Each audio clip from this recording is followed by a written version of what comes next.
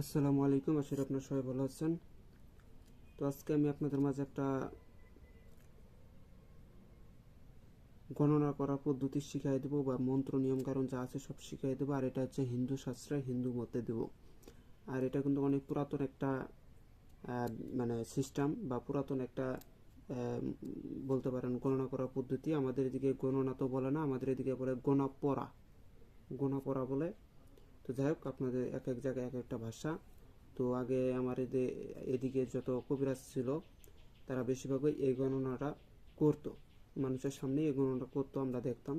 তো মূলত সেই গণনাটা আপনাদের মাঝে আমি শিখিয়ে দেবো, আপনারাও করতে পারবেন। কিন্তু এই গণনাটা করতে গেলে ছোট্ট একটা সাধনা আপনাকে করে নিতে হয়, যে সাধনাটা করলে পারে আপনি 100% রেজাল্ট পাবেন। আর এই সাধনাটা করার জন্য সর্বপ্রথম আপনাকে একটা জিনিস লাগবে, সেটা হচ্ছে যদি পারেন মাদার গাছের ডাল একটা সংরক্ষণ করবেন। মাদার গাছের ডাল হলে সব থেকে ভালো হয়, মানে এটা দিয়ে সব থেকে বেটার হয়। এছাড়াও আপনারা করতে পারবেন বট গাছের ঠাল দিয়েও করতে পারবেন, পাখরি গাছের ঠাল দিয়েও করতে পারবেন, আবার আপনারা এই কদম গাছের ঠাল দিয়েও করতে পারবেন। মানে এই কয়েকটা এই গাছের ঠাল দিয়ে এই গাছটা করানো হয়। মূলত পক্ষে মাদার গাছের ঠালটা সব থেকে বেটার হয়। আর মাদার গাছের ঠাল ছাড়া যদি বট গাছের ঠাল নেয় ওইটা দিয়েও হবে, সমস্যা নেই। তো যাই হোক, একটা ঠাল নেবেন, কিন্তু ঠালটা কেমন নেবেন আমি আপনাদেরকে দেখাই দেই। এরকম এরকম চিকন নেবেন। এটা কিন্তু মূলত ওইসব গাছের ডাল না, আমি আপনাদেরকে দেখানোর সাথে এটা কিন্তু দেখাইতেছি। তো ডালটা নেবেন এরকম চিকন দেখে। ডালটা নিয়ে অবশ্যই ডালটা কাটার সময় গাছের থেকে অনুমতি নেবেন, অথবা একটা মন্ত্র আছে, ওং বৃক্ষ দেবায় নম। এই মন্ত্রটা হচ্ছে বৃক্ষ, মানে বৃক্ষের থেকে কোনো কিছু আনার ক্ষেত্রে বৃক্ষকে পূজা দিতে হয়। যাই হোক, অত কিছু হিন্দু মতে আপনারা গাছকে জানাইয়া আগরবাতি ধূপ ধুনা দিয়ে তারপরে গাছ থেকে একটা ডাল কেটে নিয়ে আসবেন। নিয়ে আসার পর গাছের ঠালটা নেবেন কতটুকু, এখন আপনাদেরকে বুঝাইয়া দিন, এতে আপনারা বুঝবেন না। আপনাদের হাতে কয়টা আঙ্গুল আছে? 5 আঙ্গুল। আপনারা লক্ষ্য করবেন, এই যে এখানে কিন্তু প্রত্যেকটা আঙ্গুলের এখানে কিন্তু একটা করে দাগ থাকে। যেমন দেখেন, এই যে এই আঙ্গুলের এখানে একটা দাগ, এই আঙ্গুলের এখানে দাগ, এই আঙ্গুলের এখানে দাগ, এই আঙ্গুলের এখানে দাগ, এই যে দাগগুলো যে থাকে, আপনারা 5 আঙ্গুল, হ্যাঁ, ঠালটা নেবেন। 5 আঙ্গুল কেমন, যেমন ধরেন আপনাদেরকে দেখানোর জন্য আপনারা সুন্দরভাবে মাইপা তারপরে নেবেন। এই যে আমার এই দাগ থেকে এতখানি, এই এতটুকু, এই দাগ থেকে এতটুকু। এখন আমার এই দাগ থেকে আবার এই আঙ্গুলের মাপটা নিতে হবে। এটার থেকে আসলো কতটুকু, এই যে এতটুকু। আবার এই আঙ্গুল থেকে এই আঙ্গুলের মাপটা নিতে হবে, মিডিল আঙ্গুল। এটার আসলো এতটুকু। তারপরে আসবে এটার আসলো এতটুকু। তারপরে হচ্ছে এটার আসলো এতটুকু। এটা আমার এখানে মোট কয় আঙ্গুল আছে? আমার 5 আঙ্গুল আছে। এটা মোট 5 আঙ্গুল আছে। এখন আপনাদেরকে যে কাজটা করতে হবে সেটা কি, এই ডালটাকে সরিষার তেল দিয়া এবং সিন্দুর দিয়া সুন্দরভাবে এটাকে একটু লেপন করে নেবেন, সুন্দরভাবে এইভাবে লেপন করে নেওয়ার পরে এই ডালটাকে নিয়ে আপনারা এই সাধনাটা শুরু করবেন। মোট 1 সপ্তাহ কিন্তু আপনাকে সাধনটা করতে হবে। সাধনটা খুবই সহজ, বেশিক্ষণ টাইম লাগে না, আপনারা অতি সহজে করে নিতে পারবেন। তো 1 সপ্তাহ কিভাবে করবেন, আপনারা নির্দিষ্ট একটা কালী মন্দির বেছে নেবেন।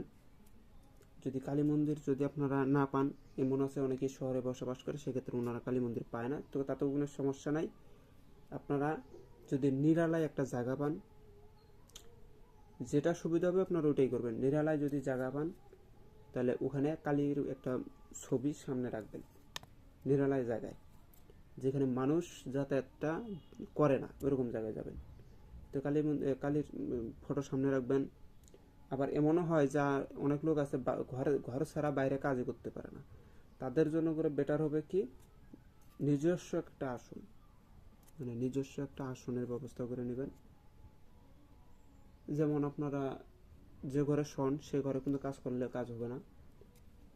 আপনার ঘর ছেড়ে একটু দূরে, মানে আপনি যে জায়গায় থাকেন শোন, বাচ্চা কাচ্চা নিয়ে যে জায়গায় থাকেন তার থেকে একটু দূরে একটা ঘর থাকতে হবে। ওই ঘরের ভিতরেই কাজটা করবেন।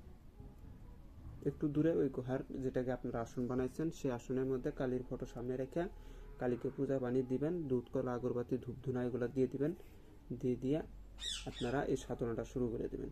আর যে ঠালটা নিচ্ছেন, এটা হচ্ছে যারা ঘরে করবেন তাদের জন্য বললাম, আর যারা একটু বাইরে করতে পারবেন তারা কালীর ছবি বাইরে নিয়ে যাবেন, নিরালয় জায়গায় কালী মূর্তির ছবি রাখবেন, তাকে ভোগ বিলাতি যা কিছু লাগে ধূপ ধুনা দিয়ে দিবেন, পাক পবিত্র অবস্থায় ঢালটাকে সামনে রাখবেন। আর যারা কালী মন্দিরে যাইতে পারবেন তাদের সব থেকে বেটার হয় কালী মন্দিরে। তো যাই হোক, সব জায়গায় তো সব কিছু সম্ভব না, আপনারা যাবেন।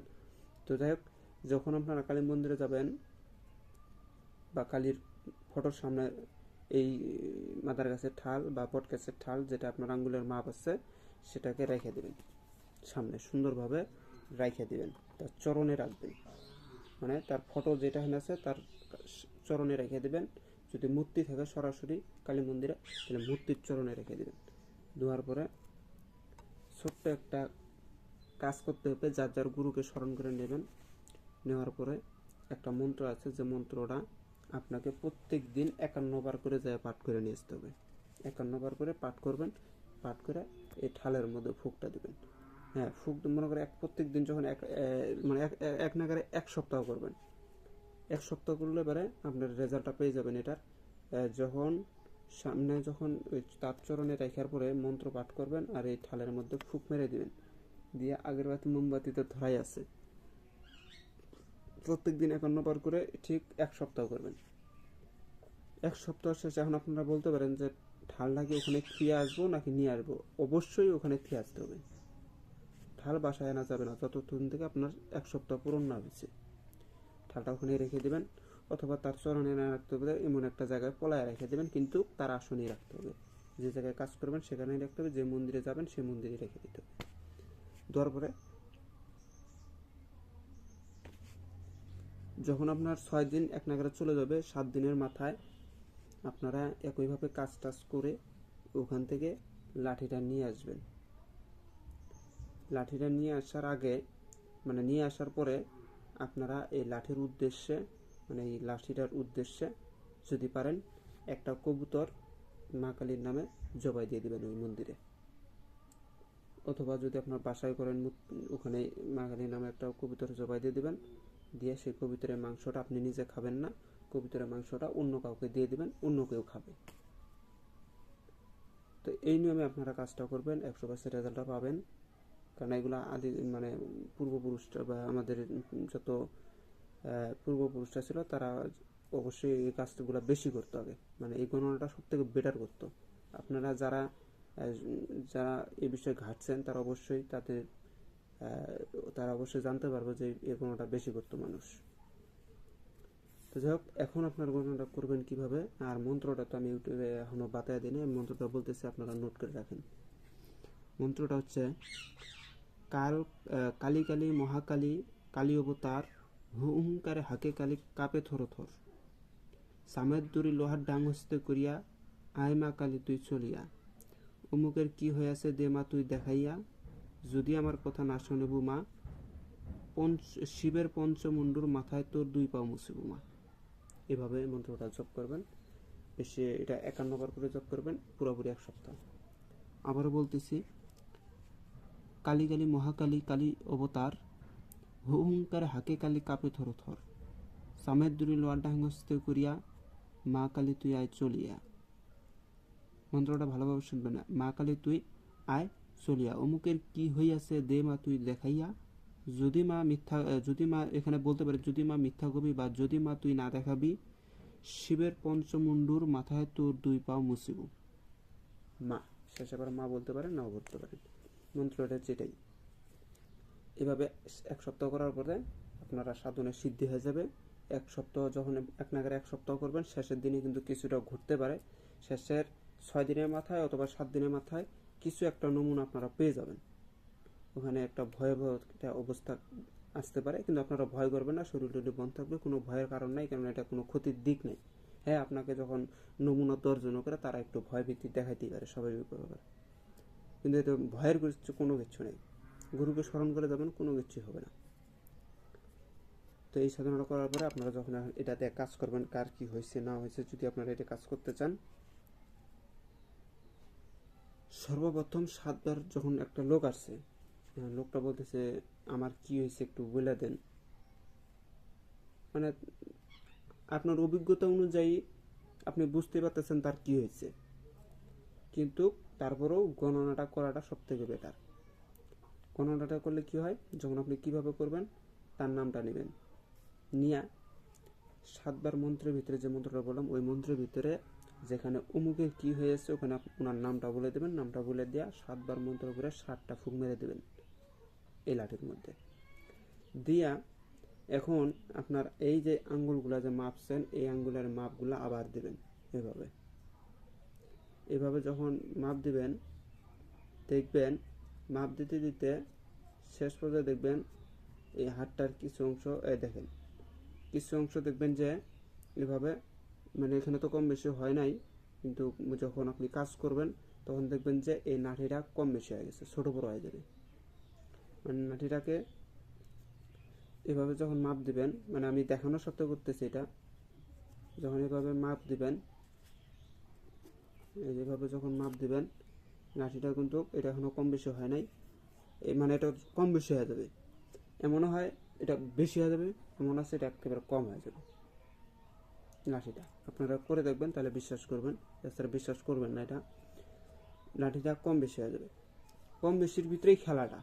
কিভাবে বুঝবেন যে তার কি হয়েছে? যদি তার শারীরিক সমস্যা থাকে, এটা বিশেষ করে এটা নিয়তের উপরে হয়।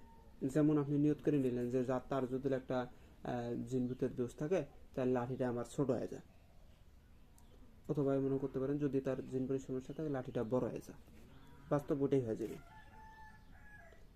আর যদি সবগুলো একসাথে দেখতে চান সেক্ষেত্রে 3টা যদি একসাথে দেখেন, শারীরিক সমস্যা, জিনপুরির আসর এবং কুফরি কালাম বা কবিরাজির যে কাজগুলো, যদি 3টা একসাথে দেখতে চান সেক্ষেত্রে কী রেজাল্ট দেখায়, এভাবে গুনতে গুনতে দেখবেন যদি তার জিনপুরির সমস্যা থাকে, হ্যাঁ, তাহলে দেখবেন লাঠিটা বেশি হয়ে যাবে, মানে বাড়তি হয়ে যাবে, তাহলে বুঝে নেবেন তার জিনপুরির সমস্যা আছে।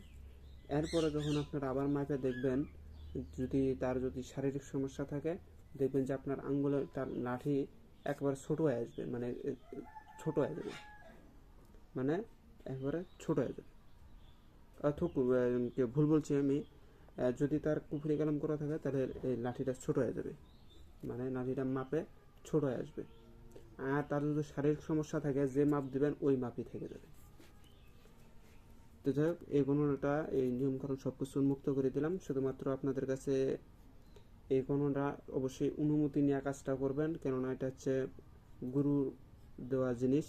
আপনারা অনুমতি ছাড়া যদি কাজ করেন সেক্ষেত্রে কাজের রেজাল্ট না আসলে পারে আমি বা আমার চ্যানেলও দেয় না। আর অবশ্যই গণনা করার ক্ষেত্রে যদি কোনো অসুবিধা হয় বা কোনো যদি সমস্যা হয় সেক্ষেত্রে আমি বা আমার চ্যানেল দেয় না, কেননা আপনারা তো আমার অনুমতি নিয়ে কাজ করেন না। সেক্ষেত্রে কোনো কিছু হলে আমি বা আমার চ্যানেল কোনো প্রকার দেয় না। একটা জিনিস কথা মনে রাখবেন, কোনো কিছু নিতে গেলে কোনো কিছু খাইতে হয়, মানে একটা কিছু তো নিতে চান অবশ্যই তাকে একটা কিছু দিতে হবে, এছাড়া কোনো কিছু পাবেন না।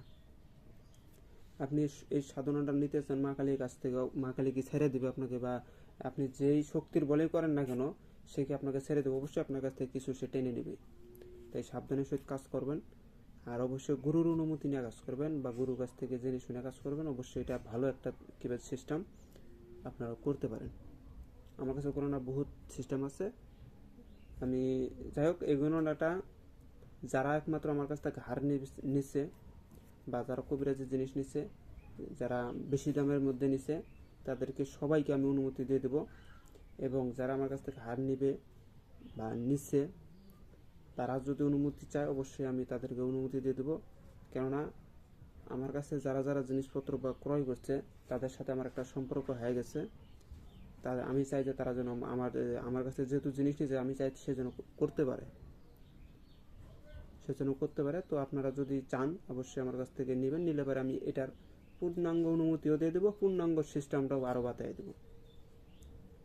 আপনারা নিজেই গণনা করতে পারেন, আর আমার অনুসরণ হয় যদি আপনারা গণনা করেন, আমার অনুসরণ হয় যদি এই সাধনটা করেন, তাহলে ঘরে বসতে গিয়ে রেজাল্ট পাবেন। তো সবাই ভালো থাকবেন, ভিডিওটা ভালো লাগলে লাইক কমেন্ট শেয়ার করবেন, অবশ্যই ভালো থাকবেন, সবাই দোয়া করবেন।